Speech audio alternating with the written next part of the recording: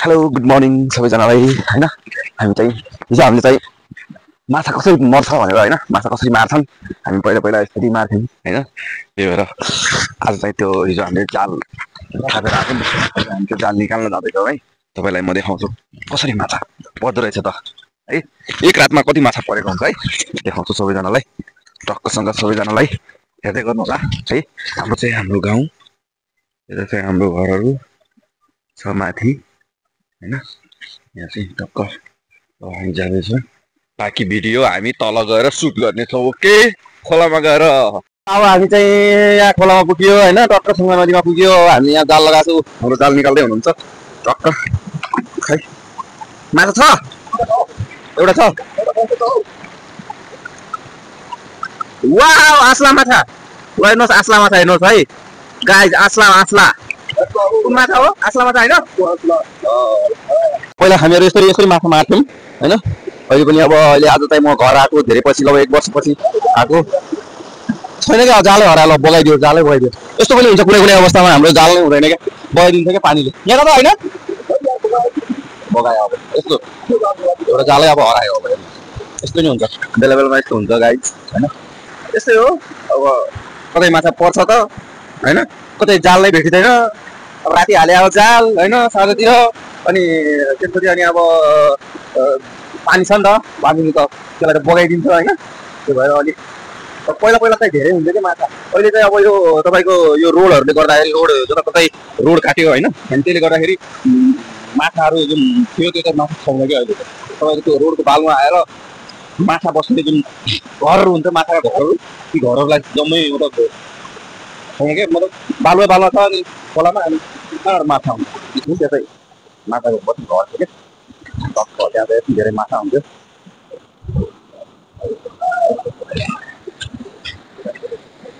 धेरै माछा त्यहाँ आउँदैछ है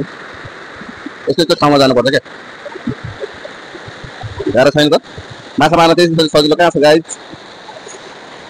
एउटा त उति हालेको छैन त त्यसले निकाल्नु के भयो आज माछा भएन क्या हो ओ एउटा हो एउटा आस्लो छ ल एउटा मात्रै हो दुईटा रहेछ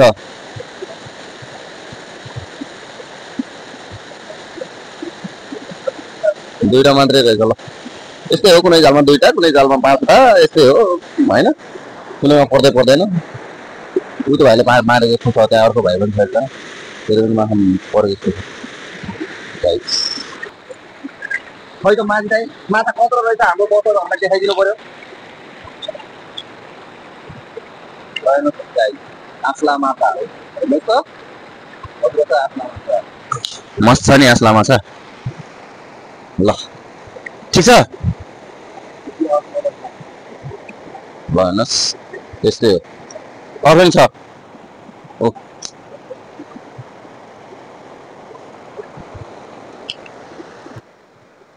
फेरि हामी अर्को जाल थापेको ठाउँमा गएका छौँ है हाम्रो सरले निकाल्दै हुनुहुन्छ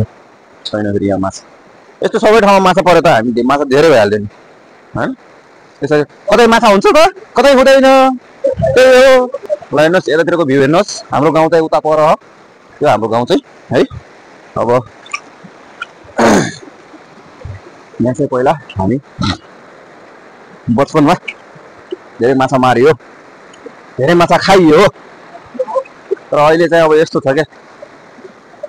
अब यहाँ हेर्नु त यो पुरै बालुवा पहिला बालुवा नै हुन्थेन क्या यहाँ पुरै पानी हुन्थ्यो क्या हैन अब माछा बस्ने ठाउँ अब जस्तै यो बालुवाले गर्दाखेरि हैन सबै बिगार्दियो माछा बस्ने ठाउँ त्यो भएर गाह्रो छ गाइज गाह्रो छ है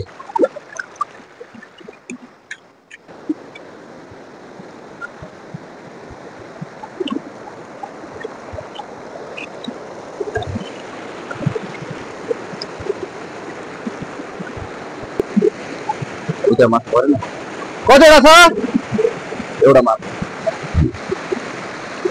चिसो भइरहेछ यतातिर अब तपाईँलाई म 1-2 दिन यताको ठाउँहरूको भिडियो बनाएर देखाउने छु मलाई साथ दिनुहोस् माछा चाहिँ छ है दुईटा माछा आयो भातहरू लाग्यो दुईटा माछा मात्रै 3वटा रहेछ किन त पहिलाको जस्तो माछा नै छैन हैन पुग्यो हैन सर पहिलाको जस्तो माछा छैन है ओके अझै कति ठाउँ छ जाल माथि छ अझै फेरि हामी माथि है अब हामी चाहिँ यो माछालाई यहीँ छोडेर जान्छौँ अहिले एकछिनपछि आउँछ है निकाल्न जाल चाहिँ थापेको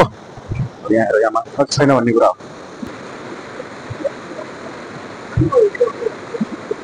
एउटा माछा मात्रै रहेछ ल जस्ट वान फिस एउटा माछा मात्रै रहेछ त्यहाँ चाहिँ अब एउटा माछा रहेछ यस्तै हो अब कहीँ दुईटा हुन्छ त कहीँ अब त्यहाँ दुईटा थियो तिनटा थियो होइन तल दुईटा थियो तलतिर 5वटा थियो होइन यस्तै हो कतै माछा हुने कतै नहुने त्यही त हो गाह्रो छ ओ हेलो केतै हो बिक्के मलाई चाहिँ यहाँ जान डर लाग्यो क्या यहाँ खोलाले बगाइदियो भने बिहान बिहानै गाह्रो छ यार पानी ज्वरो छ नि त अब उतै माछा लिन गए है केटा कति माछा आउँछ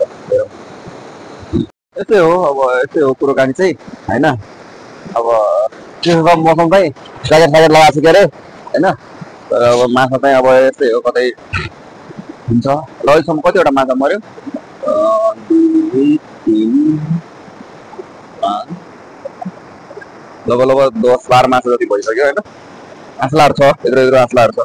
राम्रो छ आँसलाहरू यहाँ चाहिँ फेरि एकदम मतलब यहाँ माछा एकदम मिठो हुन्छ क्या होइन आँसला माछा हो एकदम मिठो हुन्छ चिसो पानीको माछा हो नि त माथिबाट कति लिएर आउनु भयो उहाँहरूले कस्तो छ माछाहरू ठिक छ नि सबै आँसला होइन यहाँ चाहिँ पुरै आँसला हो क्या अरू माछा त रियल्ली अलिक कमै भेटिन्छ क्या सबै आँसला माछा मात्रै फेमस चाहिँ यो जालबाट माछा निकाल्ने क्या यस्तरी ट्रक्क गाह्रो छैन त छ त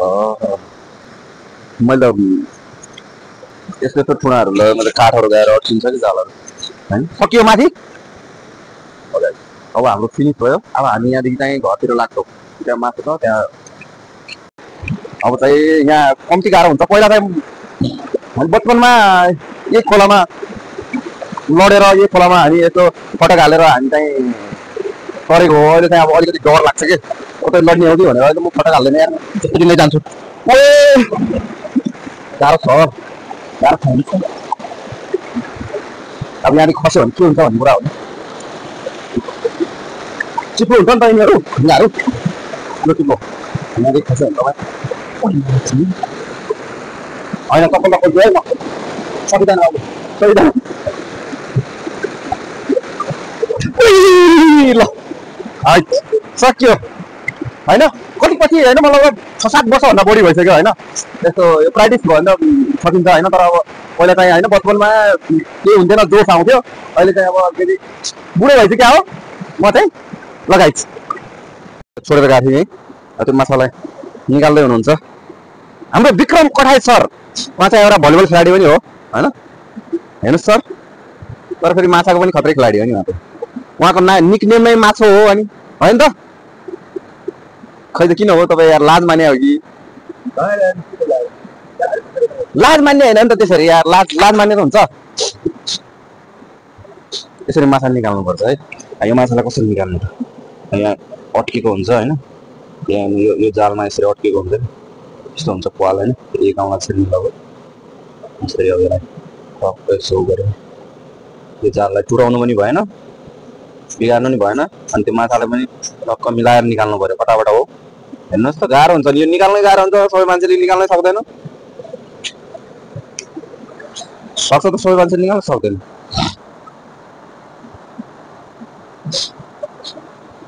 हेर्नुहोस् त्यत्रो छ खोला नदी यो नदी अब गएर सिधै कर्णाली तल तल छ कर्णालीमा गएर मिसिन्छ यो नदी है तर बर्खामा चाहिँ ठुलो हुन्छ है अब चाहिँ हामी घरतिर लाग्यो माछा साछा निकालेर है गोरु सोध्नु थाल्यो यहाँ माछा ल गाइस माछा आँसला माछा होला है टक्क ठिक छ यत्रो छ नि त माछा त ठुलै हो नि यत्रो माछा छ नि टक्क यसलाई झोल बनाएर खाने यहाँ यसरी सुकायो भने त माछा कस्तो छ होइन त यता पनि रहेछ टक्क सुकिरहेको माछा हो ल यो माछा अब यस्तो हुन्छ यहाँ पनि छ माछा हेर्नु त सरक्कै यत्रो माछा हाँस्ला माछा आयो